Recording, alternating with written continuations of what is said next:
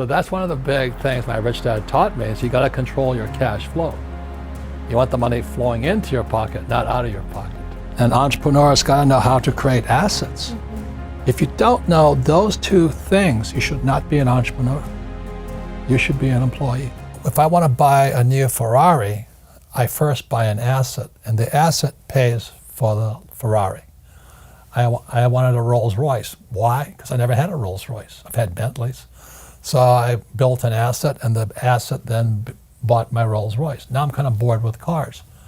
So I don't have a guilty thing, is that I have financial education, which is what the Rich Dad Company teaches.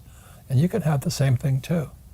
You just have to stop listening to those school teachers who are poor. You know, most school teachers, like my poor dad, very good people, but they're so terrified of making mistakes.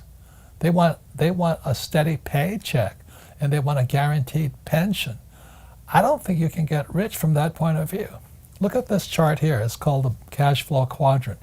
E and S, employee and self-employed. That was my poor dad.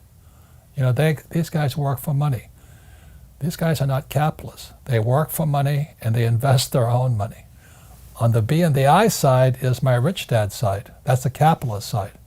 Capitalists use other people's labor and other people's money to get rich. Which side do you want to be on? I'd rather be on the capitalist side. So that's the only difference. It's a whole shift of mindset and education, but everybody can do it if you want to do it. I'm actually a very shy person, so learning how to sell was the hardest thing I could do. Yeah. But if I hadn't spent 4 years learning how to sell, I never made it here, I never made it here. So the entire time that you were here, you were preparing to jump to the other quadrant? Correct. So every job is not so much for the high-paying job with job security. Yeah. For not everybody, you know, most people should have job security because they're not designed to be entrepreneurs. But if you're going to be an entrepreneur, then you better take this job and say, well, which way am I going to go? Yeah. Okay. So I knew my job at Xerox was to go here and here and here, not stay here. And I actually make so much money over here that I don't need job security, I need the money. So really that's the lesson. When you look at a job, you look at what can I learn more than how much can I make. And I think that's the biggest challenge. And if you look for a job where you can learn a lot, the harder the job, the better it is. Yeah.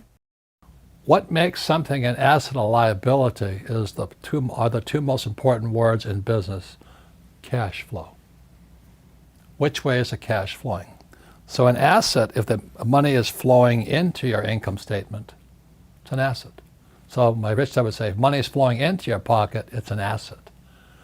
If money is flowing out of your pocket, it's a liability. So the average person, they go out and they buy a house, they say, oh, it's an asset. But every month, it's flowing straight to the bank. So your money flows straight to the bank. Not that intelligent. You know, I want the money to flow from the bank to me. So it flows to the bank. Or what they'll do is they'll buy a stock or a bond or a mutual fund, and it's an asset, and it flies straight to Wall Street. And the third line, when you look under expense, first line is tax. So the average employee, like my poor dad, with a high-paying job, the money comes in, goes straight out the taxes and to the government. Makes sense? So when you get a job, first line, taxes; second, mortgage to the bank; third, your 401k or your IRA, straight to Wall Street. But you think they're assets. It's not, they're assets, but they're not your asset. So that's one of the big things my rich dad taught me, is you got to control your cash flow. You want the money flowing into your pocket, not out of your pocket. So the one last thing I'll show you here is this is the asset column. This is what Rich Dad worked for. He worked for assets. He didn't want a job. And this is my poor dad here. He wanted a high-paying job. Different mindsets.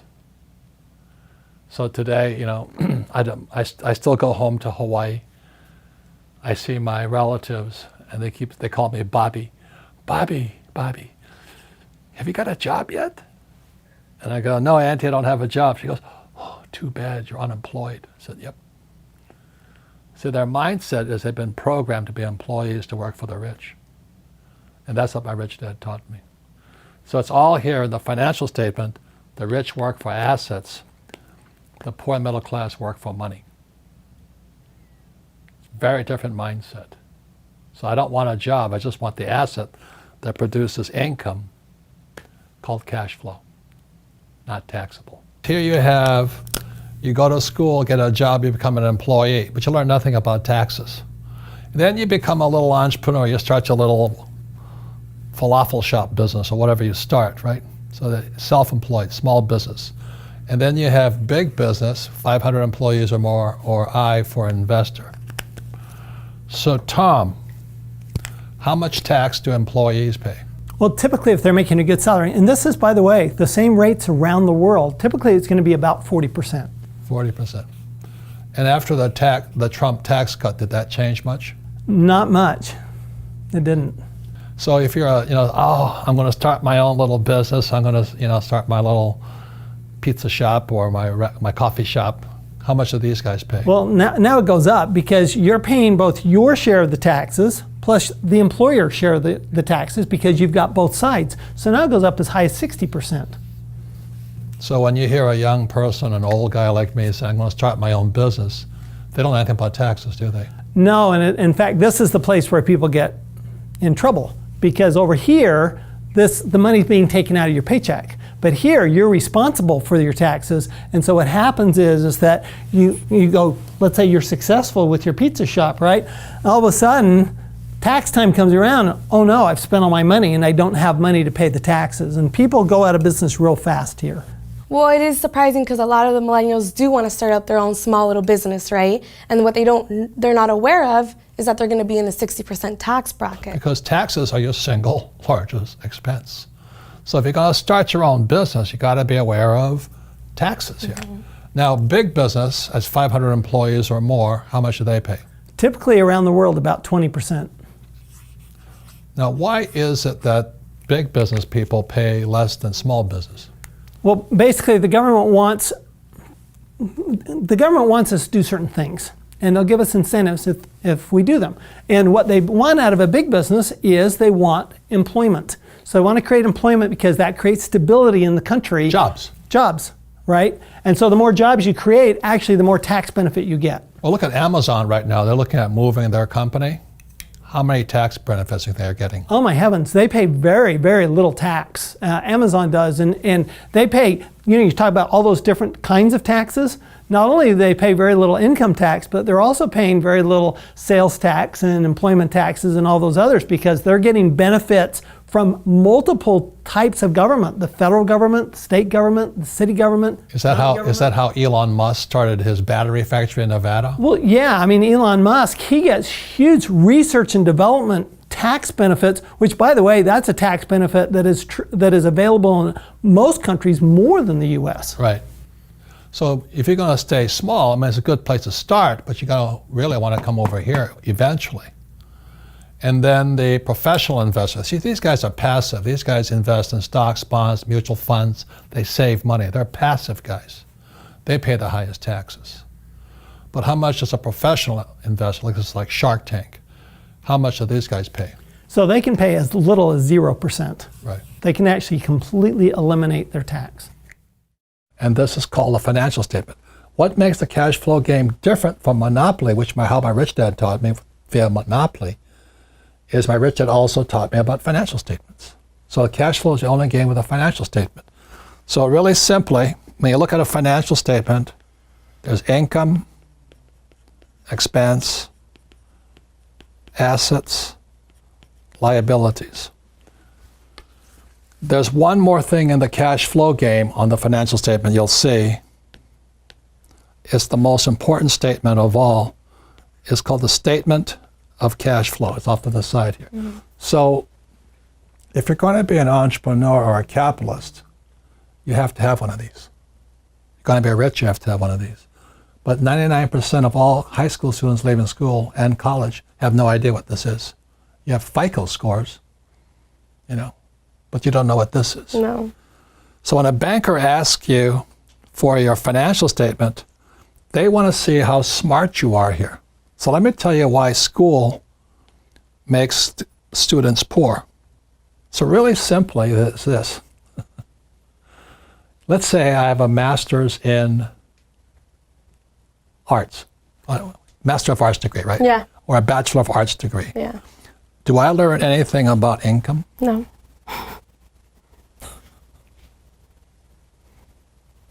What about Greek mythology? Oh, there you go. I That's learned very important. nothing about income. And we wonder why kids are leaving school, or young generation, looking for that high-paying job. But now let me ask you this. If you have a degree in technology, do you learn anything about assets? Never. So you could be a techie and you know nothing about this. Yeah. You could be a techie and know nothing about this. You see, when a banker looks at your financial statement, they're looking at the mirror of you. This is a reflection of you. And if you got Jack here and Jack here, then you're not that smart financially. So the reason the cash flow game is such an important game, it teaches you what is important to your banker or for a capitalist or for an entrepreneur, is that an entrepreneur's got to know how to increase their income. Yeah. And an entrepreneur's got to know how to create assets. If you don't know those two things, you should not be an entrepreneur. You should be an employee. So real quickly, this is the cash flow quadrant, you know. You have E stands for employee, S stands for self-employed or small business, or a specialist like a doctor or a lawyer. B stands for big business, 500 employees or more, and I stands for insider investor.